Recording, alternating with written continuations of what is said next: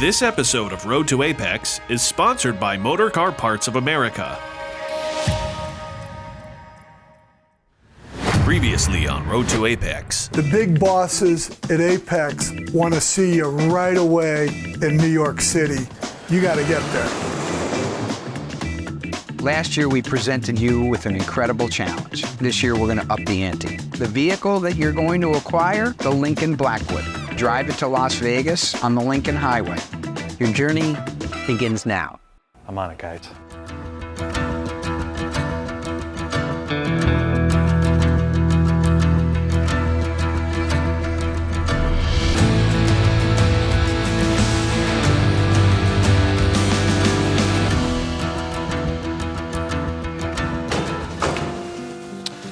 Welcome back to Road to Apex. Last time, we picked up the truck. And before I really get into assessing what I need to do, I figured I'd tell you a little bit about where we're going and what we're driving. My friend Scott Schreiber is going to tell you all about the history of the Lincoln Highway.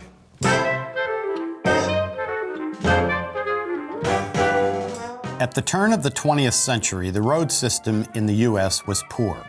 Most gravel and brick roads were found in the cities, and the roads outside the cities were mostly dirt and poorly constructed. These dirt roads were bumpy and dusty in dry weather and impassable in wet. Railroads dominated interstate transportation of people and goods. Outside of the urban environment, which had cobblestone streets and things like that were accommodating for horse and buggy, that wasn't too bad for cars, but as soon as you got out of an urban environment, you went into dirt roads or gravel roads that were not particularly well maintained. Many states were prohibited by their constitution from paying for internal improvements such as road projects. Carl Fisher recognized this situation and conceived the idea of constructing a hard-surfaced, improved highway from the Atlantic to the Pacific. He called his idea the Coast-to-Coast Rock Highway, and it was Fisher's hope that he might find financial support from leaders of the automotive industry to build this first transcontinental automobile route.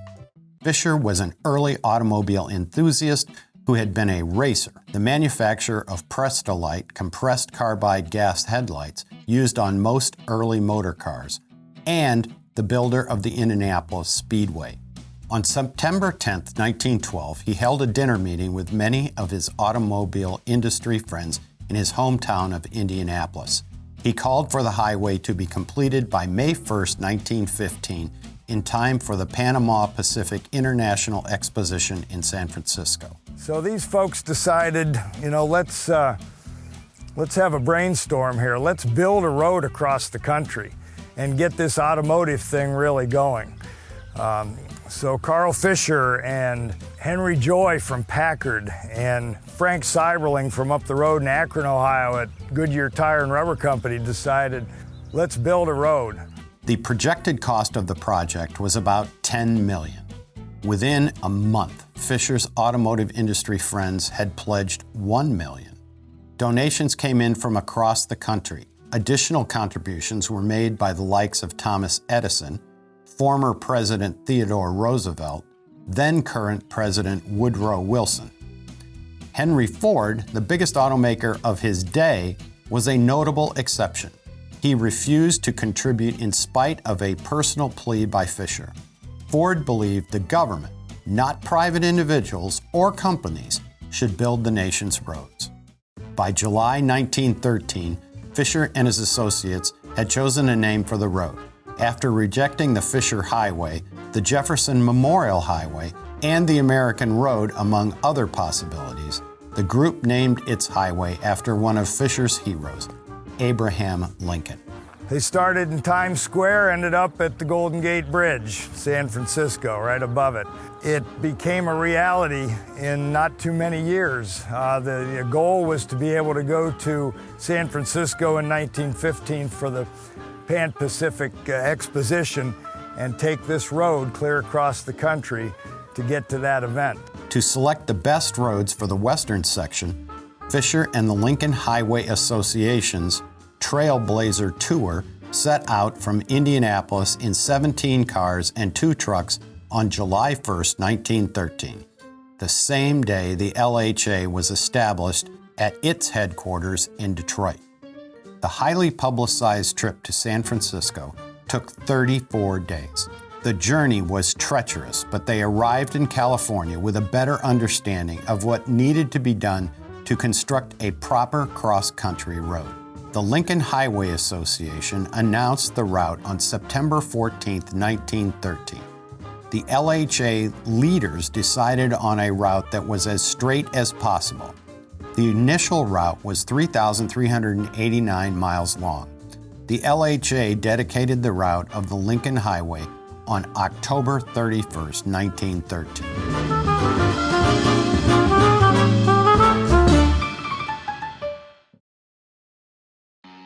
When the OE part fails, count on the brand with world-class engineering, precision manufacturing, and more than 100 years of experience.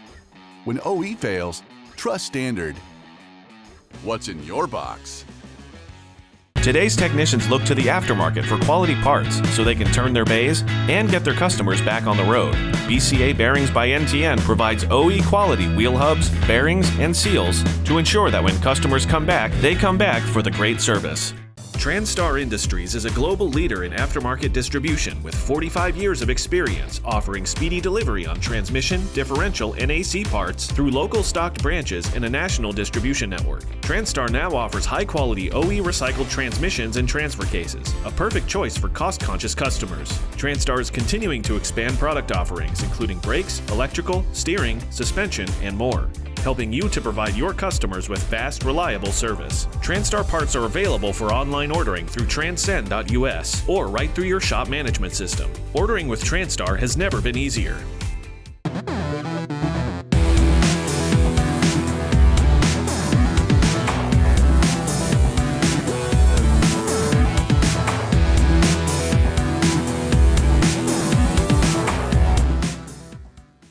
United Motor Products has been manufacturing and delivering OEM replacement engine management products for 35 years, trusted by installers for over 3 decades. You can be sure United Motor Products produces and delivers the quality products you can trust. Visit UnitedMotorProducts.com.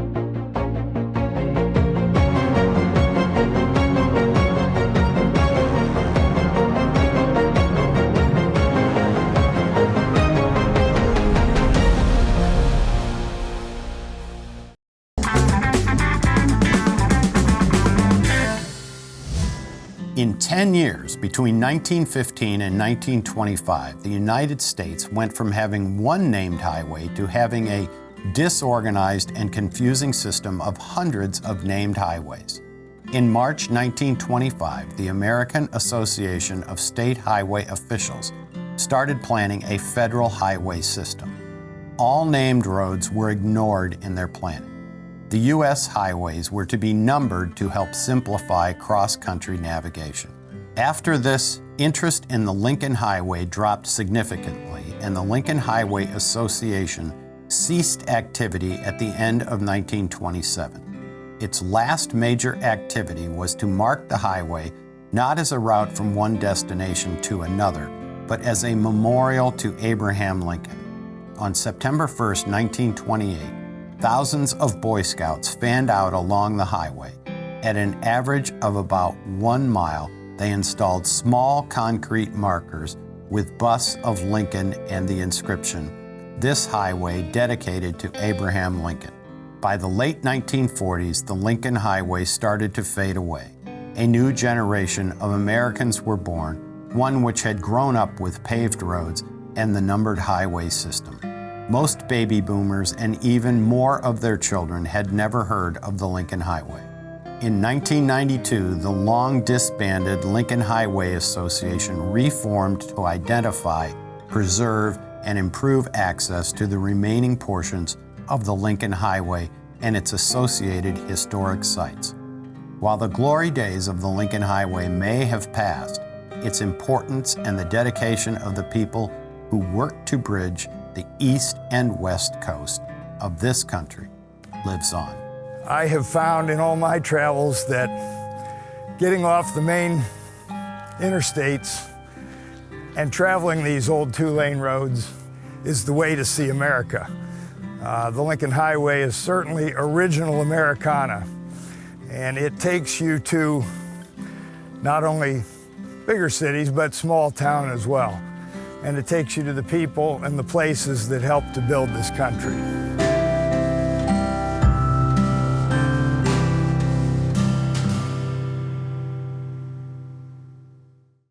At 1-800-EVERY-RIM OEM Wheels, with a massive inventory, we buy and sell reconditioned, new takeoff, and used OEM replacement wheels, all backed by over 150 years of combined experience. Text pictures to 951-RIM-TEXT or visit us online at 1-800-EVERYRIM.com. Hardworking hands need a hardworking shop towel. Tough on everything from heavy metals and grease to tar and adhesives, Gojo scrubbing towels can be used anywhere heavy-duty hand and surface cleaning is required without water, even on the road to AAPEX. You can feel confident Continental is the smart choice in tires. Can they handle extremes? Anything for the guy who finds that one pothole. Were they made by like a bajillion engineers? Yeah. Really? Really? Really? Really.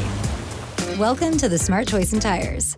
Since 1927, AP Emissions has been your source for complete exhaust innovation. We're your one-stop shop for the exhaust brands you know and the quality you trust. Visit apemissions.com.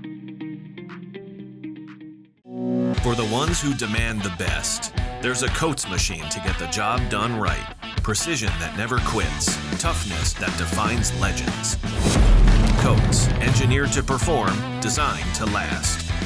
Visit CoatesCompany.com to learn more. Aishin is a trusted and reliable source for high-quality aftermarket automotive components and technology. We redefine mobility through our broad range of technologies and product lines. At Aishin, we are poised to embrace the future, inspiring movement and creating tomorrow.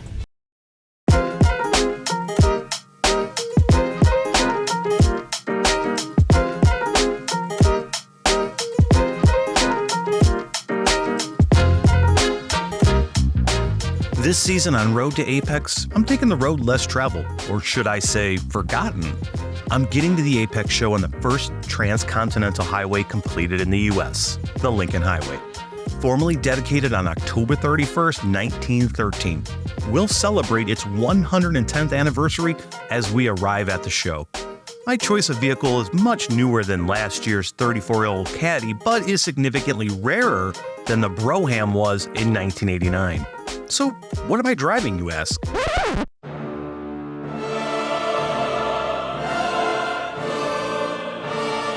Let me introduce you to the Blackwood.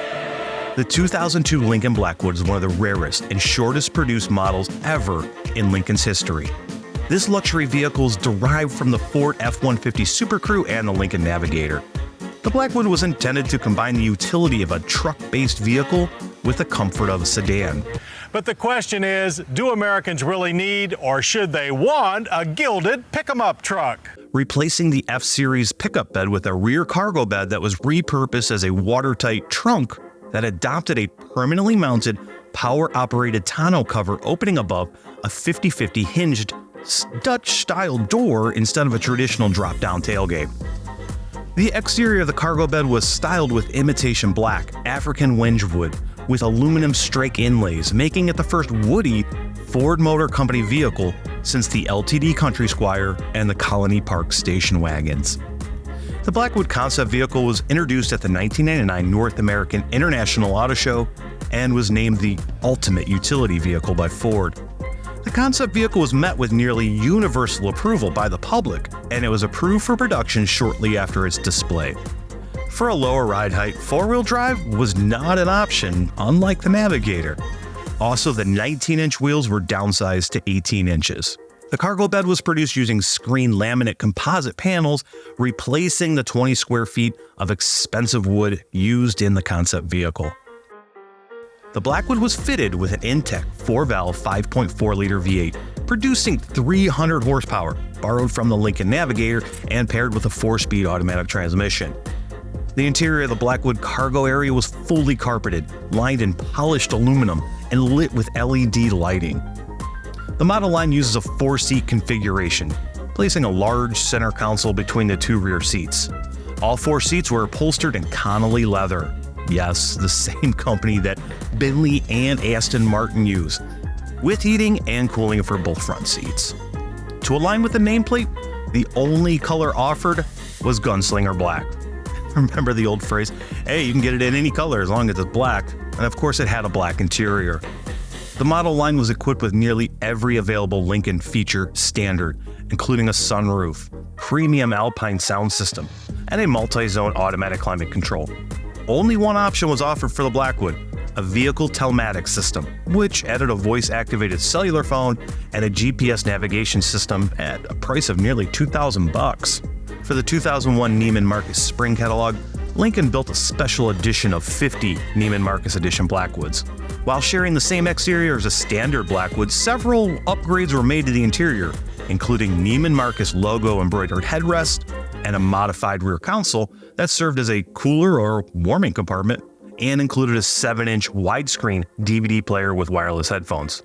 Amazingly, it sold out in less than 24 hours after its release, even with its $6,300 price increase.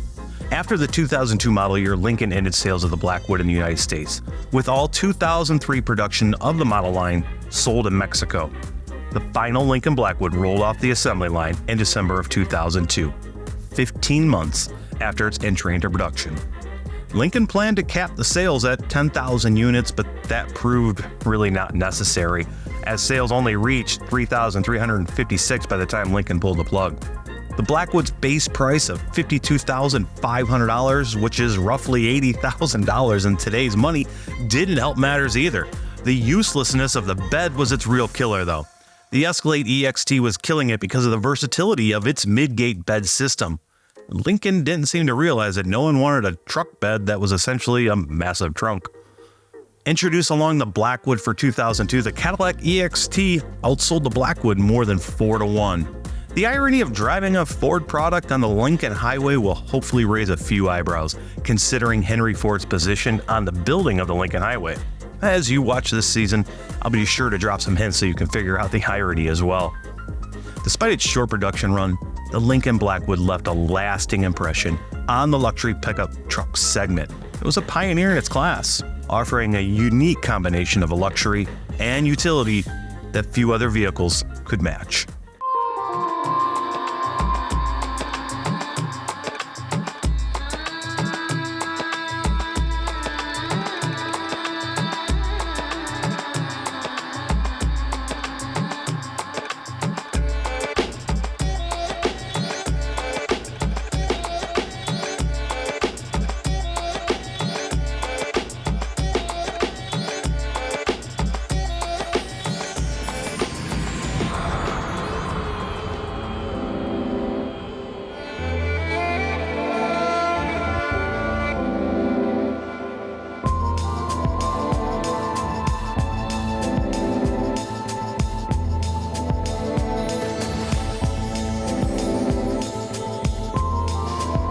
Don't explain it. It explains you.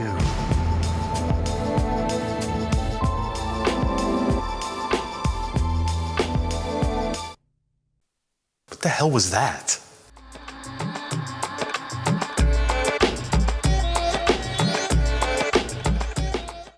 The entire weight of today's vehicle is supported on a surface smaller than a credit card, inside the wheel hub assembly. With so much riding on it, why would you use something other than OE quality replacement parts? OE quality, premium product. BCA bearings by NTN.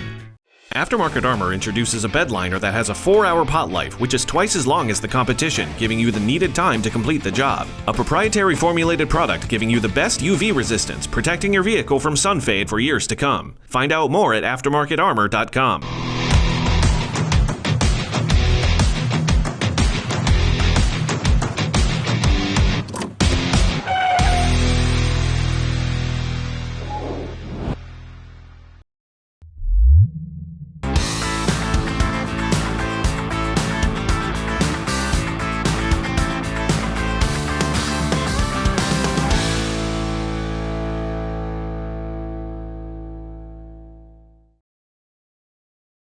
Next time on Road to AAPEX. Could be a lot worse for a 20-something-year-old truck. Got a nice list already started of things we're going to need to do on this vehicle before we're ready to go, things we're going to have to buy, things we're going to have to locate, and of course a lot of people I'm going to need to call on for some favors. My LED light is damaged. We got your part. I can't believe it. transmission's got a serious problem. Holy God, every time it hit, like if you're in overdrive and it would try and downshift, the thing shook so violently. All right, that works. Get the big boys, not me.